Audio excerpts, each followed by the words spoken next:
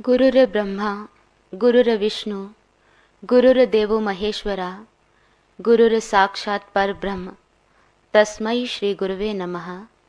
तस्मै श्री गुरुवे नमः। सत्संग प्रेमियों, जिंदगी की राहों पर कुछ ऐसे वाकयात होते हैं जिनका कारण जानना इंसान की बुद्धि से परे का विषय है। कहीं बंदूक से निकलती दनादन गोलियों के बीच में से एक आदमी बच निकल आता है और कहीं कांटों की चुभन ही एक इंसान की जान ले लेती है। कहीं व्यक्ति दिन रात 2 जून की रोटी के लिए दिन भर मेहनत करता है और उसके लिए तरसता रहता है, और कहीं व्यक्ति बैठे बिठाए लाखों की संपत्ति का वारिस बन जाता है। इन सब घटनाओं को देखकर लगता है कि व्यक्ति के जीवन की बागडोर उसके अपने हाथ में नहीं, किसी और के हाथ में है। कोई बहुत बड़ी शक्ति है जिसे परमात्मा कहा गया, जिसे परमात्मा बल कहा गया, जिससे बड़ा और कोई बल नहीं। वैसे दुनिया में बलों की कमी नहीं है, बहुत से बल हैं, जैसे शारीरिक बल, फिजिकल पावर, जिससे हम बहुत से काम करते हैं। इसी बल से, इसी हाथ बल से, हस्त बल से गृहिणी घर में काम करती है, कर्मचारी कार्यालय में जाकर काम करते हैं, किसान इसी बल से अपने खेतों में काम करते हैं। फिर आता है फाइनेंशियल पावर, अर्थात धन बल, आर्थिक बल। इसके बिना तो आप जानते हो गुजारा ही नहीं चलता। हर एक इंसान को जीने के लिए, अपना पेट भरने के लिए धन की जरूरत है, चाहे गरीब है चाहे अमीर। हर कोई व्यक्ति धन उपार्जन करने में लगा है। यह अलग बात है कि कोई बहुत मेहनत करके धन कमा रहा है और कोई गैर कानूनी तरीके से। एक है विद्युत बल, बिजली का। आज मशीनी युग है और आप जानते हो कि प्रत्येक कार्य विद्युत बल से संपन्न है। और आपको यह भी पता है कि जहां इतनी गर्मी का माहौल है और यहां पर विद्युत के बिना तो काम चल ही नहीं सकता, और यहां विद्युत ना हो तो शायद हम यहां पर सभी एकाग्रता से बैठ भी ना पाए। इसके अतिरिक्त एक और बल है जिसे हम कह सकते हैं अणु बल, अर्थात एटॉमिक पावर। आज इस बल की अगर बात करें तो हम इससे बहुत बड़े बड़े काम कर सकते हैं। इससे बहुत बड़े काम कैसे होते हैं कि इस बल से हम पहाड़ों तक को उखाड़ सकते हैं। आज प्रत्येक देश में होड़ लगी है कि कैसे हम एटम बॉम्ब बनाएं, कैसे हाइड्रोजन बॉम्ब बनाएं, कैसे ज्यादा से ज्यादा देशों को अपने अधीन कर पाएं। हर एक देश में ये होड़ लगी है इस अणुबल को अर्जित करने में, बनाने में, कि और से और ज्यादा से ज्यादा हम इसको कैसा निर्माण करें, किस प्रकार करें। सिर्फ यही बल नहीं है, और भी बहुत से बल है, जैसे विद्या का बल, अर्थात एजुकेटिव पावर। इस विद्या के बल से हम संसार में नौकरी अर्जित करते हैं, दुनिया में यश कमाते हैं, दुनिया में सम्मान पाते हैं, लोगों की नजरों में अपनी शान और शौकत दिखाकर इस बल की बात करते हैं कि हर एक जगह पर इस चीज की कद्र है, पढ़े लिखे व्यक्ति की, इस बल की। इन बलों के अतिरिक्त एक और बल है जिसे सैन्य बल कहा गया, जिसे सिक्योरिटी पावर कहा गया, जिसे आर्मी पावर कहा गया। सैन्य बल की बात करते हैं, यह बल काम आता है कि हम अपने देश की, अपने राज्य की, अपने कंट्री की रक्षा कैसे कर पाएं। इसकी बहुत कीमत है, इसकी बहुत महानता है। लेकिन इसकी महानता होने का मतलब यह नहीं कि यह बल बहुत बड़ा है। सैन्य बल, इस बल के आधार पर हम आपको एक उदाहरण देना चाहेंगे। हम यूरोप को देखें, उसमें रशिया और दूसरी तरफ रोमन साम्राज्य ऐसे साम्राज्य हैं जिन्होंने प्रयास किया कि छोटे छोटे राज्यों को मिलाकर एक बहुत बड़ा साम्राज्य स्थापित किया जाए, बहुत बड़ा। और उन्होंने इसके लिए भरसक प्रयास भी किया, लेकिन नतीजा कुछ भी नहीं निकला, असफल हुए। और जानते हो इसका कारण क्या है? इसका कारण यही है कि कुछ चुनिंदा राजनेताओं ने कोशिश की थी सैन्य बल पर शांति लाने की, लेकिन नहीं ला पाए। अतः सैन्य बल भी कोई बहुत बड़ा बल नहीं, इस बल से भी ऊपर कोई एक बहुत बड़ा बल है जिसे परमात्मा बल कहा गया, जिसे आत्मबल कहा गया। हम आपको एक उदाहरण देना चाहेंगे हॉलैंड देश की। हॉलैंड एक ऐसा देश है जिसके चारों तरफ एक दीवार है और उसके आसपास पानी ही पानी है। हिटलर के मन में आया कि हॉलैंड को जीतना बहुत आसान है, हॉलैंड पर विजय पाना कोई मुश्किल नहीं है। इसके लिए उन्होंने क्या किया, उन्होंने उस दीवार को तोड़ा और उस पानी से इधर के लोग भी बहने शुरू हो गए और उधर के लोग भी बहने शुरू हो गए। हिटलर को अब लगने लगा कि शायद इस हॉलैंड देश पर विजय पाना आसान नहीं है। फिर उसने तब कहा कि मैं सोचता था शारीरिक बल से, सैन्य बल से मैं कुछ भी कर सकता हूं, हम कुछ भी कर सकते हैं, लेकिन आज पता चला शारीरिक और सैन्य बल से भी बड़ा कोई बल है, आत्मबल, जिस देश के निवासियों का है। इस आत्मबल को कहां से अर्जित किया? आत्मबल जुड़ा है आत्मा से। आत्मा उस परमात्मा का अंश है, अतः ये परमात्मा बल ही सबसे बड़ा बल है, इससे बड़ा कोई बल नहीं। इस बल की अगर बात करें तो दुनिया के सारे बल इसके सामने तुच्छ और गौण मालूम होते हैं। कुंती, जब उसके पति पांडु की मृत्यु हुई, अपने पुत्रों को उसने इसी बल से पाला, इसी बल से। उत्तरा, अभिमन्यु की मृत्यु के पश्चात उत्तरा ने अभिमन्यु के पुत्र परीक्षित की रक्षा इसी बल से की, इसी बल ने ही उसकी आकर रक्षा की। हम बात करते हैं द्रौपदी की। भरी सभा में चीरहरण के समय अगर उसकी कोई रक्षा कर पाया था, ना तो किसी का शारीरिक बल, ना किसी का धन बल, ना किसी की विद्या बल, ना किसी का और शौर्य, उस समय किसी बल ने काम किया था तो सिर्फ और सिर्फ परमात्मा बल था और कोई बल नहीं। सिर्फ इतना नहीं, हम इतिहास के पन्ने खोलें तो हमारे सामने ऐसे असंख्य उदाहरण हैं कि जब ऐसी ऐसी घटनाएं हमारे सामने हमारे महापुरुषों के द्वारा रखी गई कि जिस समय कोई और बल काम नहीं आया, सिर्फ परमात्मा बल। हम प्रहलाद की बात करते हैं।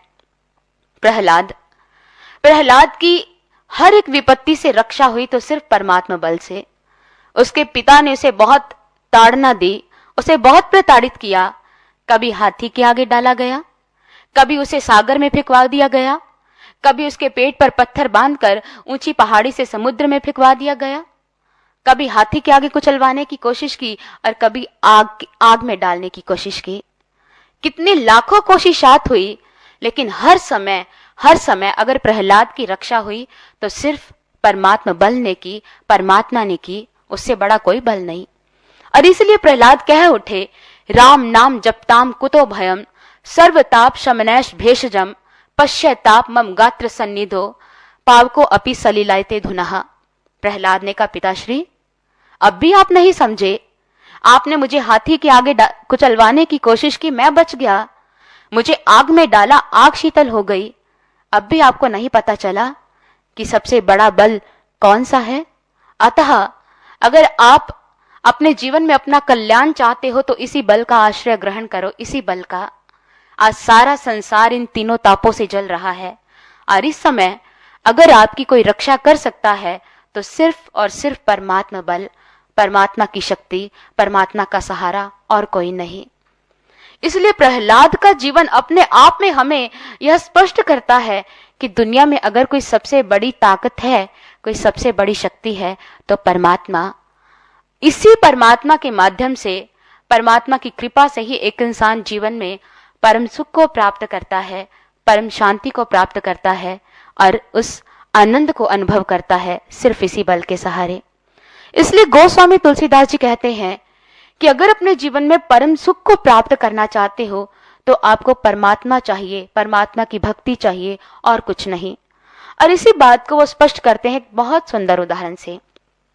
वो लिखते हैं, कमठ पीठ जा मही बरु बारा, बंध्या सुत बरु काहू ही मारा, फूल ही नभ बरु बहु विधि फूला, जीव न लहे हरि सुख प्रतिकूला, त्रिषा जाई बरु मृग जल पाना, बरु जा मही सस शीस बिशाना, अंधकार बरु रब ही नसावे, राम विमुख न जीव सुख पावे।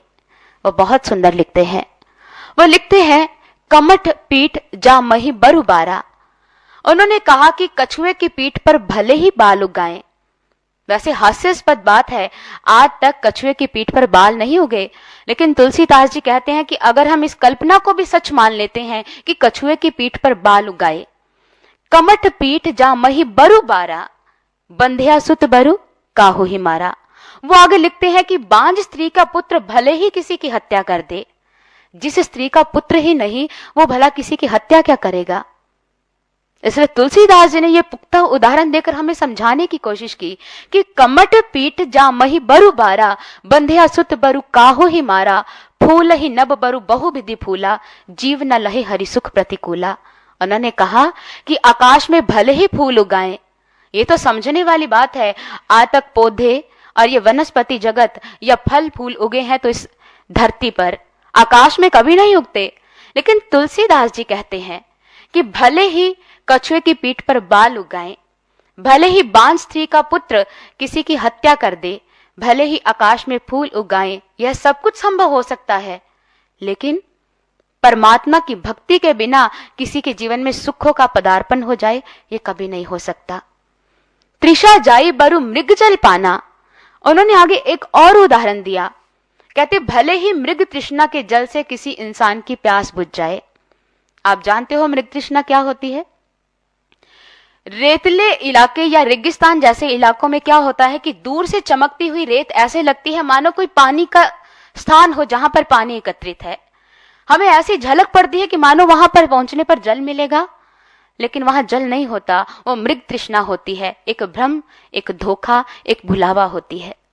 तुलसीदास जी कहते हैं भले ही मृग तृष्णा के जल से किसी की प्यास बुझ जाए, भले ही खरगोश के सींग उगाए, भले ही अंधकार रोशनी को भगा दे, लेकिन परमात्मा की भक्ति के बिना किसी को सुख मिल जाए, कभी नहीं हो सकता, कभी नहीं। इसलिए अगर जीवन में परम सुख को प्राप्त करना है, परम शांति को प्राप्त करना है, तो आपको इसी बल को प्राप्त करना होगा। इसके बगैर आज तक किसी को शांति नहीं मिली है, ना ही आनंद का अनुभव हुआ है, ना ही परम सुख की प्राप्ति हुई है। तुलसीदास जी ने अपने इन्हीं उदाहरणों के माध्यम से मानव जाति को एक संदेश दिया कि दुनिया में अगर कोई सबसे बड़ी चीज है तो परमात्मा, उसकी भक्ति। और परमात्मा की भक्ति के बिना एक इंसान की स्थिति कैसे है, परमात्मा की भक्ति के बिना एक इंसान का जीवन कैसे है, इसके बारे में गोस्वामी तुलसीदास जी रामचरितमानस में क्या कहते हैं, आइए श्रवण करते हैं। भगतिहीन गुना सब सुख ऐसे, लवन बिना बहु बिंजन जैसे, भजनहीन सुख कवने काजा, अस विचार बो लेओ खग राजा।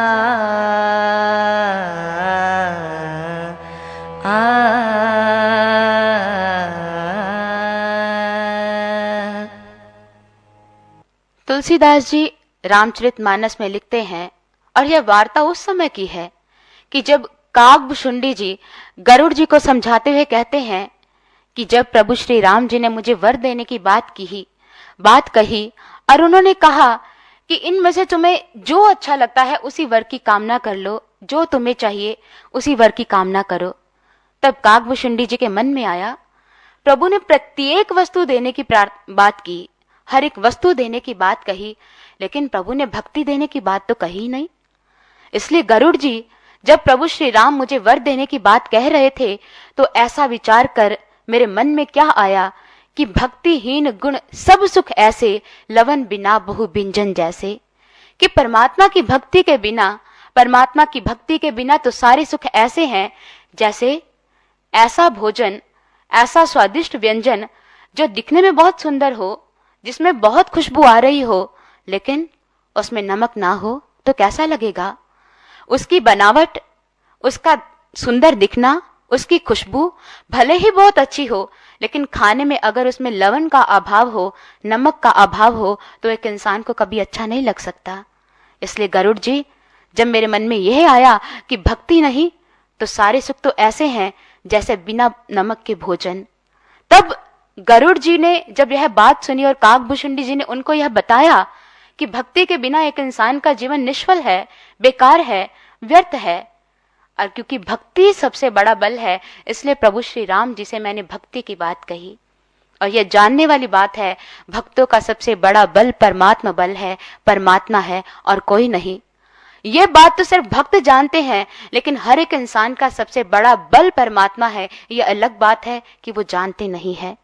भगवान श्री राम एक बार सुतीक्षण मुनि जी से बहुत प्रसन्न हुए। उन्होंने कहा, मुनिवर, आज मैं आपसे बहुत प्रसन्न हूं। परम प्रसन्न जान मुनि मोही, जो बर मांगो देहु सो तोही। आज मैं बहुत खुश हूं। जो कुछ मुझसे चाहते हो, जो कुछ मांगना चाहते हो, मुझसे प्राप्त करो। सुतीक्षण मुनि कहने लगे, प्रभु, आप कह रहे हो कि जो कुछ चाहिए मुझसे प्राप्त करो, लेकिन प्रभु मैं तो जानता ही नहीं, मैं तो समझता ही नहीं कि मुझे, मेरे लिए क्या अच्छा है, मेरे लिए क्या बुरा है, कौन सी वस्तु मुझे चाहिए, कौन सी मेरे लिए भली है, कौन सी मेरे लिए बुरी। इसलिए आपको जो अच्छा लगता है, जो मेरे लिए कल्याणकारी हो, वो मुझे दीजिए। तब प्रभु श्री राम जी ने क्या दिया? अविरल भक्ति विरत विज्ञाना। प्रभु ने उसे भक्ति दी, भक्ति का वरदान दिया, क्योंकि सबसे बड़ा बल यही है, परमात्मा बल, परमात्मा की भक्ति। और इसी बल की बात करें तो दुनिया में सारे बल इस बल के सामने तुच्छ हैं। ये हर एक व्यक्ति की समझ में हमारे महापुरुषों ने डालने की कोशिश की, हमारे महापुरुषों ने समझाने की कोशिश की कि दुनिया में अगर कोई ताकत है सबसे बड़ी, तो वह परमात्मा, जिसके आगे सब कुछ हीन है, तुच्छ है, गौण है।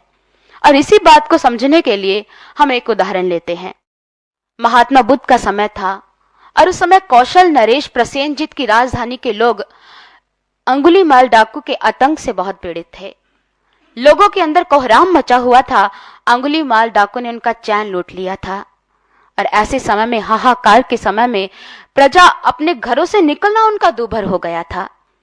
और ऐसे समय में, उस समय महात्मा बुद्ध अपने बहुत से शिष्यों को सत्संग श्रवण करवाने के बाद श्रावस्ती से निकले वन में। और जैसे वो वन में निकले तो लोगों ने उन्हें उधर जाने से मना किया। महात्मा बुद्ध ने कहा, क्यों, किस कारण से इस मार्ग पर ना जाऊं? उन्होंने कहा कि यहाँ अंगुलीमाल का आतंक बहुत है, आप इस मार्ग पर मत चलिए, आप वापस लौट आइए। लेकिन बुद्ध चलते गए, चलते गए। जैसे बुद्ध चलते गए, अंगुलीमाल को पता चला कि कोई इसी मार्ग में से होकर आ रहा है। उन्होंने आवाज दी, श्रमण, ओ श्रमण, मैं कहता हूं वहीं रुक जाओ, जहां जा रहे हो वहीं से अपने कदम वापस लौटा लो।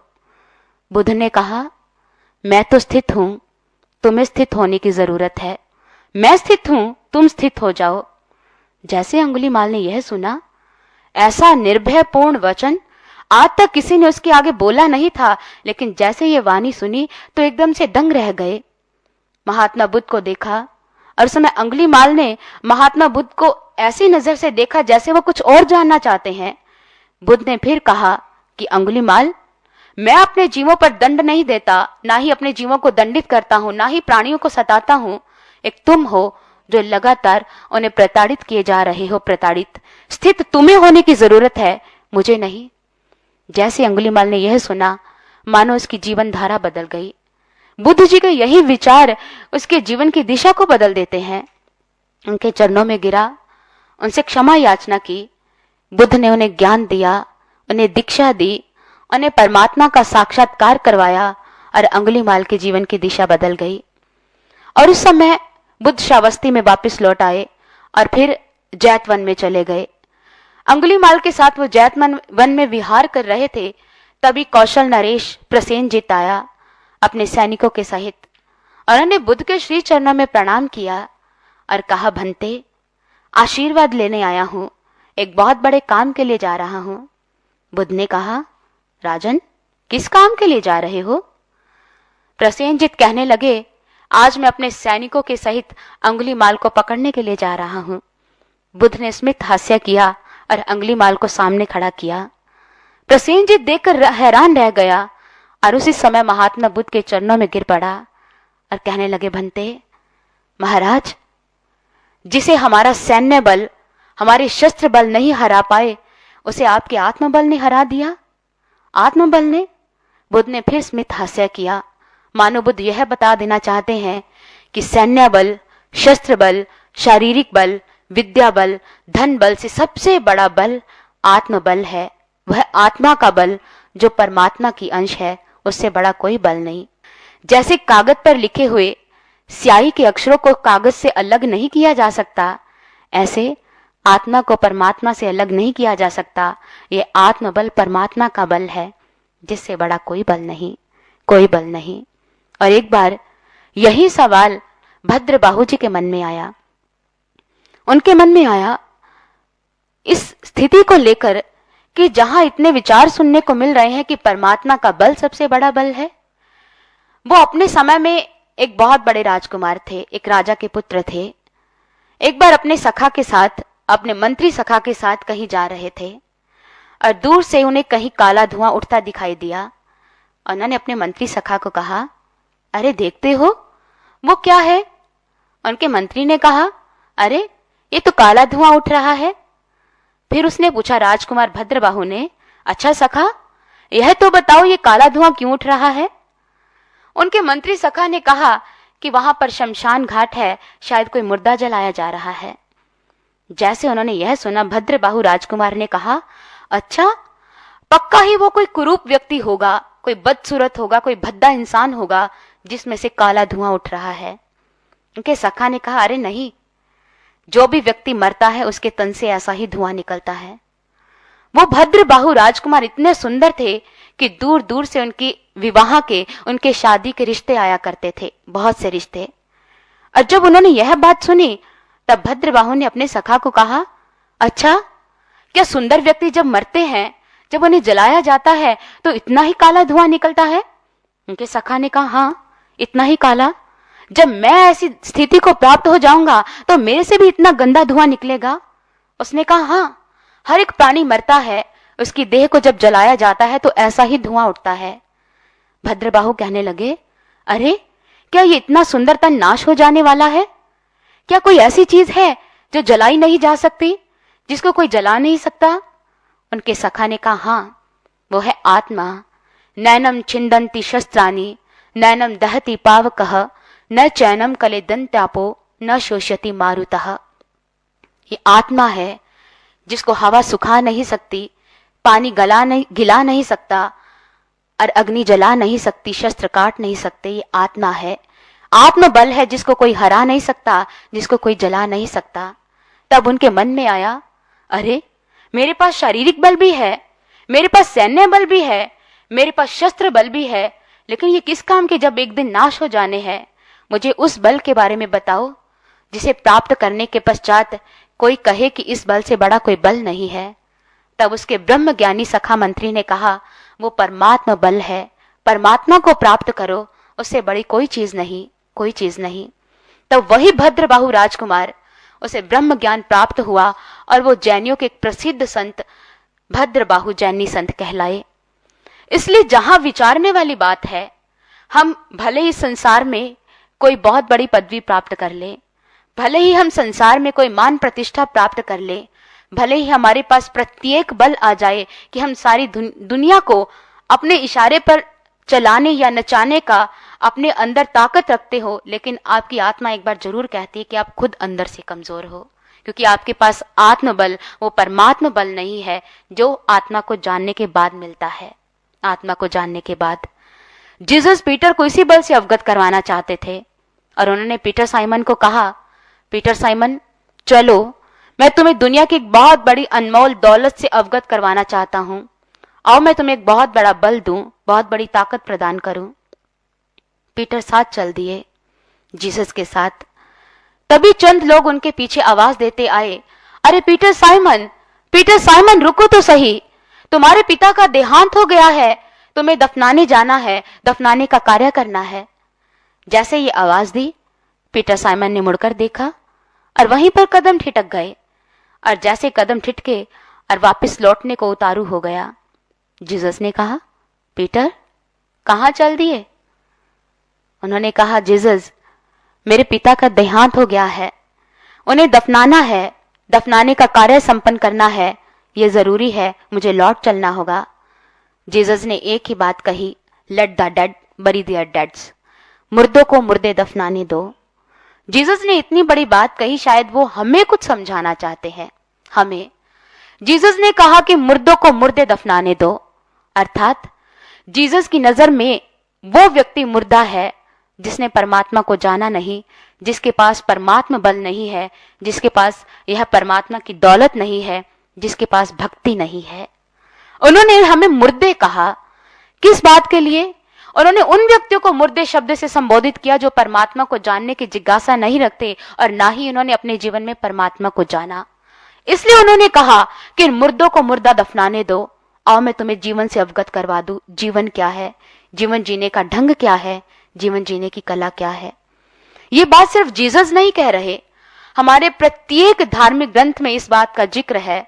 गोस्वामी तुलसीदास जी कहते हैं, जिन हरि भक्ति हृदय नह आनी, जीवत सब समानते ही प्राणी। जिन प्राणियों के अंदर परमात्मा की भक्ति नहीं है, जो परमात्मा की भक्ति नहीं करता है, वो जीता जागता मुर्दा है, जीता जागता एक शव है और कुछ नहीं। और इसी बात को भगवान श्री कृष्ण ने कितनी बार मानव जाति के आगे रखा। 11वें अध्याय में भगवान श्री कृष्ण एक बहुत सुंदर बात अर्जुन से करते हैं। वो अर्जुन से कहते हैं, कालो अस्मि लोकशकृत लोकांस्मा हर्तुमे प्रवृत्तः ऋते अपि त्वाम न भविष्यन्ति सर्वेषु अवस्थितः प्रत्नीकेषु योधा। कालो अस्मि लोकशकृत प्रवृद्धो लोकांस्मा हर्तुम प्रवृत्तः। उन्होंने कहा कि मैं लोगों का नाश करने के लिए बड़ा हुआ महाकाल हूं और तीनों लोगों का नाश करने के लिए प्रवृत्त हुआ हूं, और तुम्हारी विपक्षी प्रतिपक्षी सेना में जितने भी ये योद्धा हैं मेरे द्वारा मारे जा चुके हैं। अर्जुन, तुम इनको मारकर यश अर्जित कर सकते हो, तुम्हें सम्मान मिलेगा और कुछ नहीं। तुम सम्मान प्राप्त करो, यश अर्जित करो, इनको मारकर अपना मान सम्मान बढ़ाओ, लेकिन ये बात मैं तुम्हें पहले बता देना चाहता हूं कि इनको मैं पहले ही मार चुका हूं, ये मेरे द्वारा पहले ही मारे जा चुके हैं। यहां भगवान श्री कृष्ण ने यह बात कही, लेकिन इस बात का एक अर्थ और भी है। उन्होंने कहा कि इस प्रतिपक्षी सेना में जितने भी योद्धा हैं मेरे द्वारा पहले ही मारे जा चुके हैं, मुर्दे के समान है। क्योंकि प्रतिपक्षी सेना सारी अधर्म की सेना थी, जो परमात्मा को मानती नहीं थी, जिन्होंने अपने जीवन में भक्ति नहीं की, परमात्मा को जाना नहीं। भगवान श्री कृष्ण की नजर में वो मुर्दा है, वो शव है, और वो हमें समझा रहे हैं। इसलिए अपने जीवन में जिसने इस बल को प्राप्त नहीं किया, अपने घट में उस परमात्मा का दीदार नहीं किया, वो जीता जागता मुर्दा नहीं तो और क्या है। हमारे महापुरुषों ने इसे शव कहा है, शव। सबसे बड़ी बात यह है। और इसलिए अगर इस सत्य को प्राप्त करने की कोई जिज्ञासा रखता है, कोई जानना चाहता है, समझ लो वो अपने जीवन की महान उपलब्धि की ओर अग्रसर हो रहा है। महात्मा बुद्ध जी की बात करते हैं हम आपसे फिर। महात्मा बुद्ध जी जब इसी सत्य को फिर पाने निकले, फिर अर्थात महात्मा बुद्ध जी के जीवन में जब ये जिज्ञासा पैदा हुई, मैं जानूं सच्चाई क्या है, सत्य क्या है, तो वो परमात्मा को जानने के लिए रात्रि के समय अपनी पत्नी और अपने बच्चे को सोया हुआ छोड़कर चल निकले सत्य की तलाश में।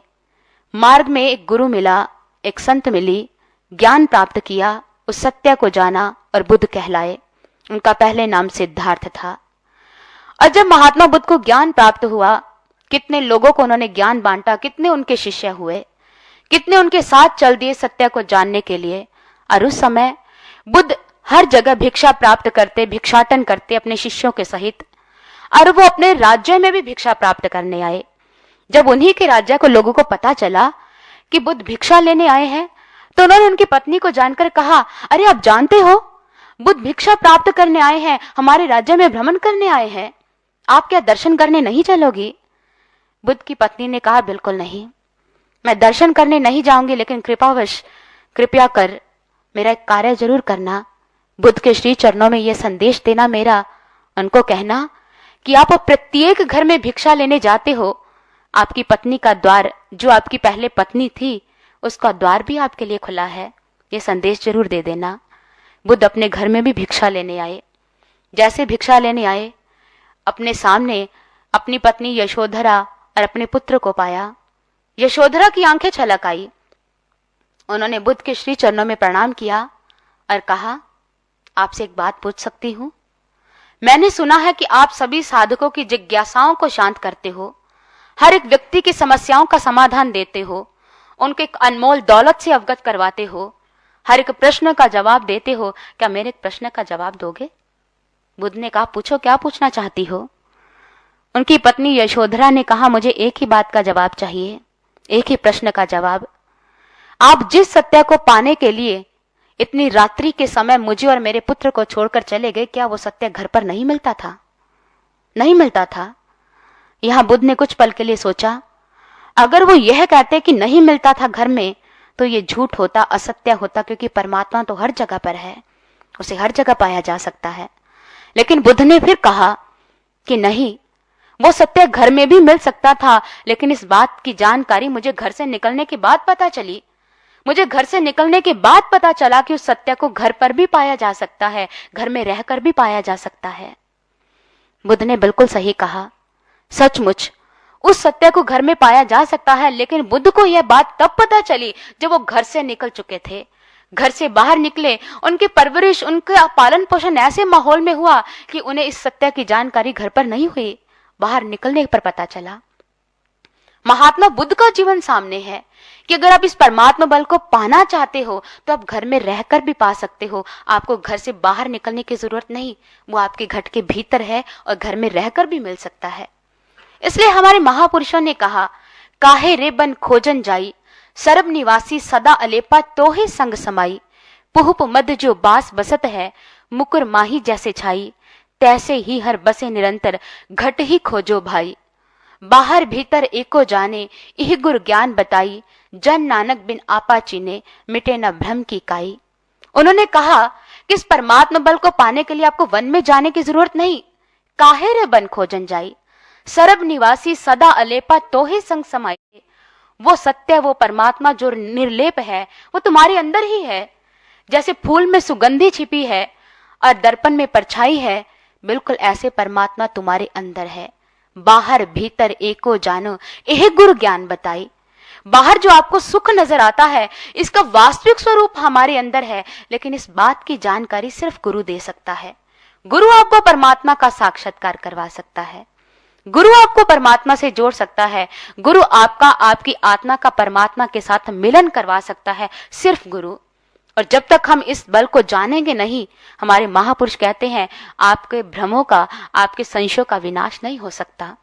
परमात्मा घट में है, लेकिन जानने की जरूरत है। तुलसी साहिब जी कहते हैं, तुलसीदास जी, वो कहते हैं, घट में है सूझे नहीं, लानत ऐसी जिंद, तुलसी या संसार को भयो मोतियो बिंद। कि घट में है, हमें दिखाई नहीं देता, लगता है कि आंखों को मोतिया बिंद हो गया है। आप जानते हो कि मोतियाबिंद एक ऐसी बीमारी है, जब किसी की आंखों को हो जाती है, या तो धुंधला दिखाई देता है या दिखना बंद हो जाता है। और तुलसीदास जी कहते हैं, जब एक इंसान अपने भीतर रहने वाले परमात्मा को नहीं देख रहा, इसका मतलब उसे शायद मोतियाबिंद हो गया है। और जैसे एक पेशेंट को एक डॉक्टर की जरूरत है, एक ऐसे ही साधक को जो परमात्मा को पाने के लिए अग्रसर है, एक भक्त को जो परमात्मा से मिलना चाहता है, उसे गुरु की जरूरत है। इसलिए परमात्मा, कबीर साहब जी की वाणी, जिन्होंने उन्होंने कहा कि मोको कहां ढूंढे रे बंदे, मैं तो तेरे पास रे, मुझे कहां ढूंढता है, मैं तो तेरे अंदर ही रहने वाला हूं। इसलिए कबीर साहब ने यहां तक भी कहा, बसे अपिंडी पिंड में, ताको लखे न कोय, कह कबीर संत जन, बड़ा अचंभा होए। परमात्मा आपके अंदर है, आपकी सबसे बड़ा बल, आपकी सबसे बड़ी ताकत आपके साथ है, लेकिन आप उससे अवगत नहीं हो। जरूरत एक गुरु की है। महापुरुष हमारी अज्ञानता पर हंसते हैं। या तो एक इंसान परमात्मा को पाना नहीं चाहता, अगर पाना चाहता है तो बाहर भागता है। अरे बाहर कहां भागते हो, जब परमात्मा आपके घट में है तो आपको अंदर जाने की जरूरत है, और अंदर जाने की युक्ति सिर्फ एक गुरु दे सकता है, गुरु। महापुरुष हमारी अज्ञानता पर हंसते हैं और हमारी अज्ञानता पर हंसते हुए व्यंग्य करते हैं। और कबीर साहब जी की एक रचना मुझे याद आ रही है, जिसमें उन्होंने एक इंसान की स्थिति की ओर हमें इशारा किया कि देखो, एक इंसान परमात्मा को पाने के लिए कहां भटक रहा है और वो कहां है। और कबीर साहब जी इसके बारे में क्या कहते हैं, आइए हम गायन के माध्यम से श्रवण करते हैं। पानी में मीन प्यासी मोहे, सुन सुन आवत हंसी। पानी में मीन प्यासी मोहे, सुन सुन आवत हंसी। पानी में मीन प्यासी मोहे,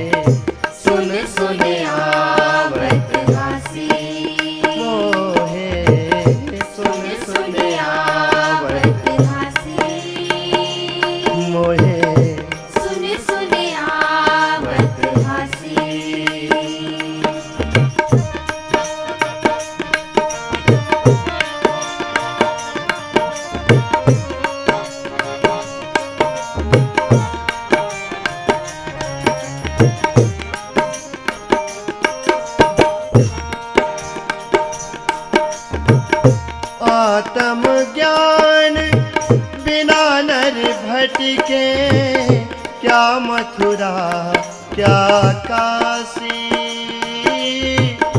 क्या मथुरा क्या काशी। आत्म ज्ञान बिना नर भटके, क्या मथुरा क्या काशी, क्या मथुरा क्या काशी। मोहे सुन सुन आवत हासी, मोहे सुन सुन आवत हासी, मोहे सुन सुन आवत हासी, मोहे सुन सुन आवत हासी।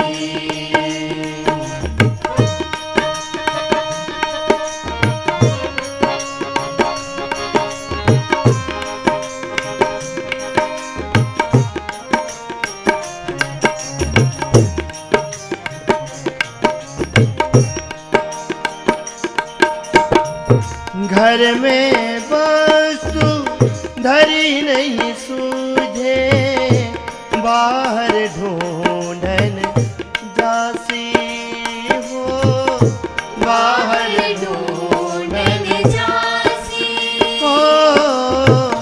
घर में वस्तु धरी नहीं सूझे, बाहर ढूंढन जासी,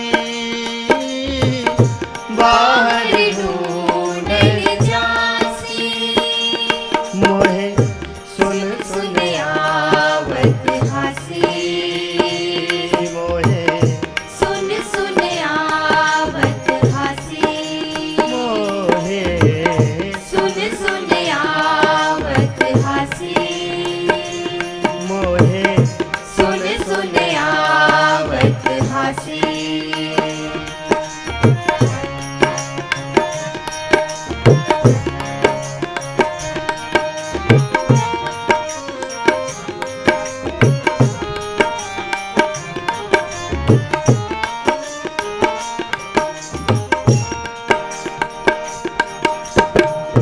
मृग के नाभि माहे कस्तूरी, बन बन खोजन जासी हो, बन बन खोजन जासी हो। मृग के नाभि माहे कस्तूरी, बन बन खोजन जासी हो, बन बन खोजन जासी।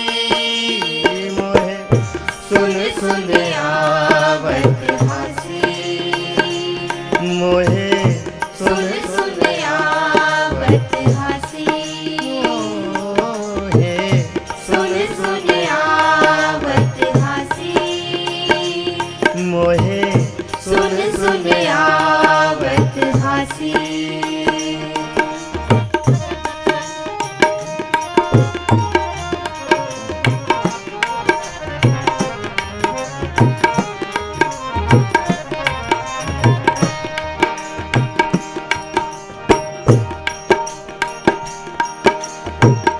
कहे कबीर सुनो भाई साधो, सहज मिले अविनाशी, सहज मिले अविनाशी। ओ, कहत कबीर सुनो भाई साधो, सहज मिले अविनाशी, वो सहज मिले अविनाशी।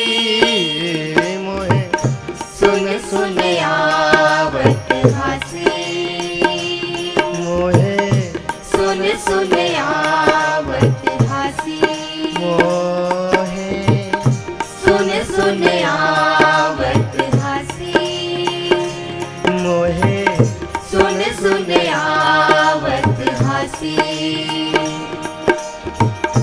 पानी में मीन प्यासी, सुन सुन आवत हासी मोहे, सुन सुन आवत हासी मोहे, सुन सुन आवत हासी मोहे, सुन सुन आवत हासी मोहे, सुन सुन आवत हासी।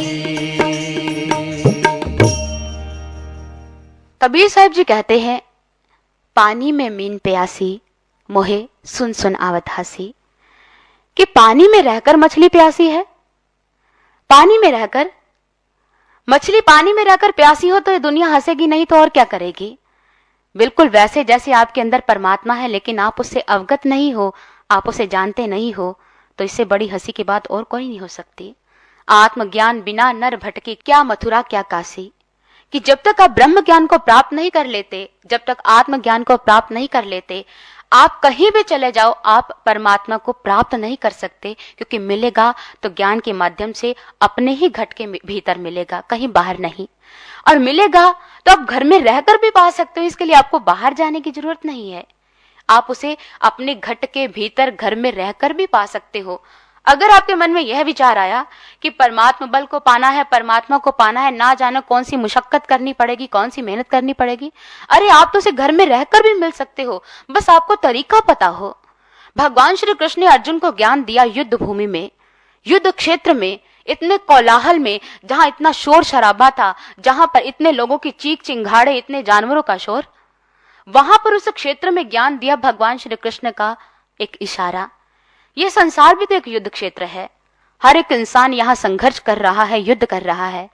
और अर्जुन को अगर इस युद्ध क्षेत्र में ज्ञान मिला तो आप भी अपने संसार को चलाते हुए, अपने परिवार का पालन पोषण करते हुए भी उस परमात्मा को देख सकते हो, प्राप्त कर सकते हो। घर में रहकर भी परमात्मा की भक्ति कर सकते हो, घर में रहकर, आपको कहीं बाहर जाने की जरूरत नहीं।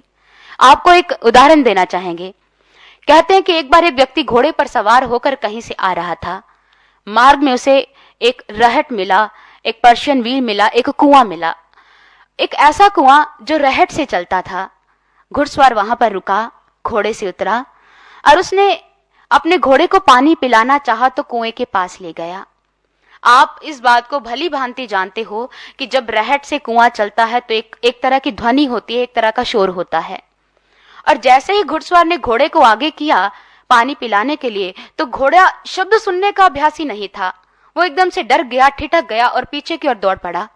उस व्यक्ति ने घोड़े को पकड़ा और कसकर पकड़ लिया और किसान को कहा, अरे अजीब आदमी हो, मेरा घोड़ा पानी पीना चाहता है और ये पीछे की ओर भाग रहा है। तुम यह नहीं सोच सकते कि शोर से वो डर रहा है और तुम इसे बंद नहीं कर सकते क्या? किसान ने सोचा कि परदेसी है, इस तरह गुस्से से बोल रहा है, पता नहीं क्या बात है। किसान ने डरते डरते उस कुएं के मालिक, उस किसान ने, जो उस खेत का मालिक था, जिसके खेत के पास ही कुआं था, उसने रहट बंद कर दिया। जैसे रहट बंद किया, रहट के साथ ध्वनि भी बंद हो गई और ध्वनि बंद होने के साथ साथ कुएं में से पानी निकलना भी बंद हो गया। जैसे उस व्यक्ति ने कहा और फिर मुखातिब होकर बोला, अरे एक परदेसी के साथ व्यंग्य करते हो, आपको शर्म नहीं आती? अरे घोड़ा प्यासा है, उसे पानी पिलाना चाहता हूं और मैंने तुम्हें ध्वनि बंद करने को कहा था, ना कि पानी बंद करने को। किसान ने दोनों हाथ जोड़कर कहा, महाराज आप जो कह रहे हो वो मेरे सामर्थ्य से बाहर का है। आप कह रहे हो कि ध्वनि बंद करो, जबकि रहट चलेगा तो कुएं में से पानी आएगा, और जब रहट चलेगा तो ध्वनि तो होगी ही होगी। अगर घोड़े को पानी पिलाना चाहते हो तो अपने घोड़े को पुचकारिए, ताकि वो ध्वनि के साथ साथ पानी जो निकल रहा है उसका पान कर सके, अपनी पिपासा को शांत कर सके। पानी निकलेगा तो शोर के साथ निकलेगा, नहीं तो ये पानी नहीं निकलने वाला। ये दोनों काम इकट्ठे होंगे, शोर भी होगा और पानी भी आएगा। एक इशारा है, समझाना चाहती है हमें ये छोटी सी कथा कि परमात्मा को पाना है तो संसार को भी चलाना है, परमात्मा को भी पाना है, इकट्ठे काम करने हैं। किसी भी महापुरुष संत ने ऐसा नहीं कहा कि अगर परमात्मा का साक्षात्कार करना है तो आपको घर बार छोड़ना पड़ेगा। किसी भी संत ने या किसी भी धार्मिक ग्रंथ में ऐसी शिक्षा नहीं है, ऐसा संदेश नहीं है। उन्होंने कहा कि आप घर में रहकर भी परमात्मा की भक्ति कर सकते हो, परमात्मा को प्राप्त कर सकते हो, परमात्मा की पूजा कर सकते हो। इसलिए भगवान श्री कृष्ण कहते हैं कि अर्जुन तू युद्ध भी कर और सुमिरन भी कर। यहां भगवान श्री कृष्ण ने अर्जुन को दोनों काम दिए, युद्ध भी और सुमिरन भी। भला अर्जुन या तो धनुष बाण पकड़े अपने हाथ में, या तो धनुष का संधान करे, या तो माला का जाप करना शुरू कर दे। ये दोनों काम कैसे हो सकते हैं? यहां भगवान श्री कृष्ण ने उसे कौन सा ज्ञान दिया था, कौन सा ब्रह्म ज्ञान उसे नवाजा कि वो साथ साथ धनुष बाण का संधान भी कर सकता है और साथ साथ सुमिरन भी कर सकता है? कौन सा भगवान श्री कृष्ण ने उसे शाश्वत ज्ञान दिया? कोई माला नहीं पकड़ाई थी। इसलिए उन्होंने कहा कि तुम दोनों काम करो, युद्ध भी करो और सुमिरन भी करो, दोनों काम। ये वो ज्ञान दिया उन्होंने, वो वाला ज्ञान जिसमें वो सुमिरन उसको प्राप्त हुआ जो एक बच्चा मां के गर्भ में करता है। बच्चा मां के उदर में है तो परमात्मा के सुमिरन से जुड़ा होता है। वहां वो बैठकर कोई माला का जाप नहीं कर रहा होता। हमारा प्रत्येक ग्रंथ कहता है कि बच्चा जब मां के उदर में है तो परमात्मा का सुमिरन कर रहा होता है, सुमिरन। वहां कोई माला का जाप नहीं, ना ही वो राम राम, ना ही वो कृष्ण कृष्ण, ना ही वो अल्लाह, ना ही वाहेगुरु, ना ही गॉड, ऐसा कुछ भी नहीं कह रहा होता। वो सिर्फ परमात्मा का सुमिरन। कौन सा सुमिरन? बच्चा जब जन्म लेता है तो पिता पहले से ही होता है। बच्चा आकर पिता का नाम नहीं रखता, पिता का नाम पहले से ही होता है। बच्चा अगर अपने पिता के नाम से अवगत होता है, ठीक है, परमात्मा के बहुत से नाम है, बहुत से, लेकिन परमात्मा का शाश्वत नाम तो एक है।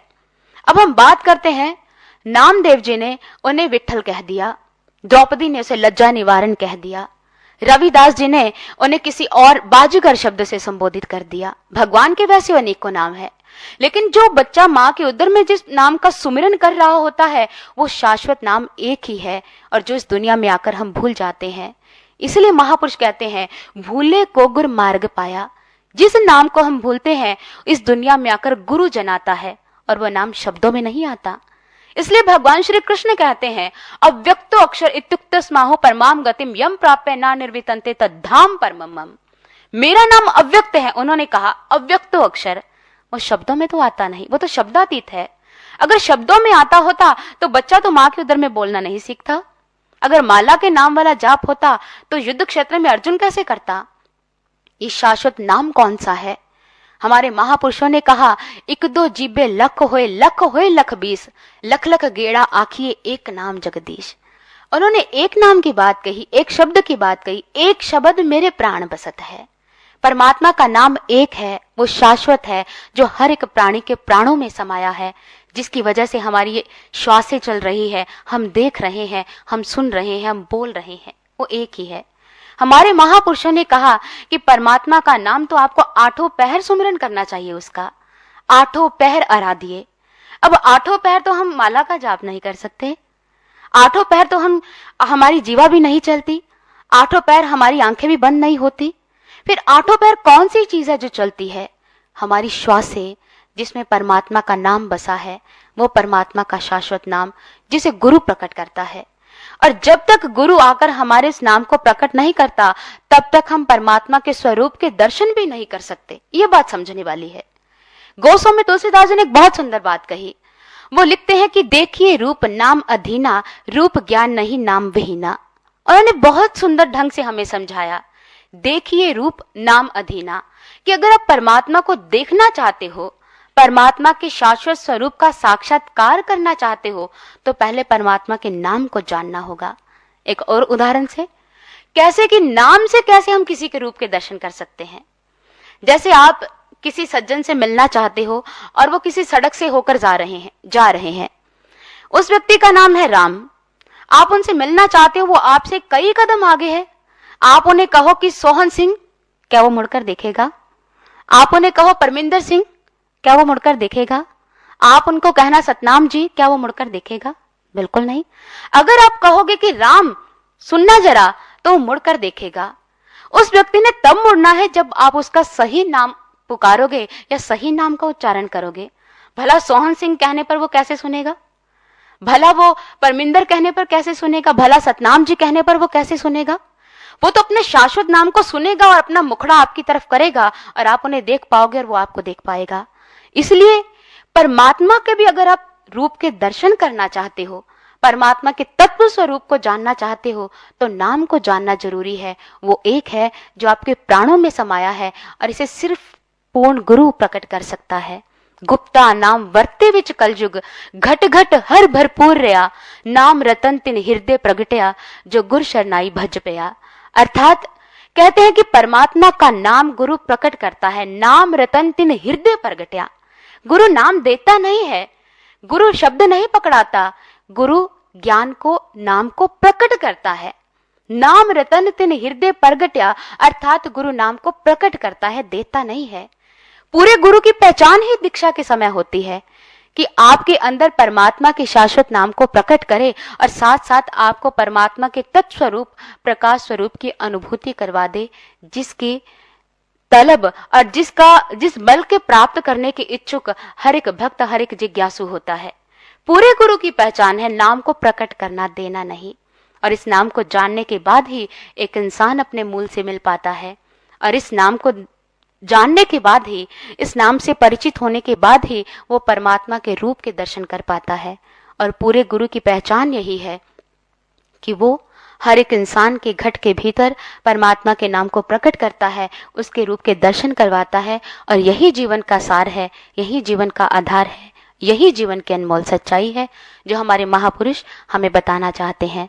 और आशा करते हैं कि इसी जीवन की सच्चाई को आप भी अपने जीवन में धारण करोगे और अपने मूल, अपने आधार से मिल पाओगे। और इतना कहते हुए मैं अपने विचारों को यहीं विराम देती हूँ।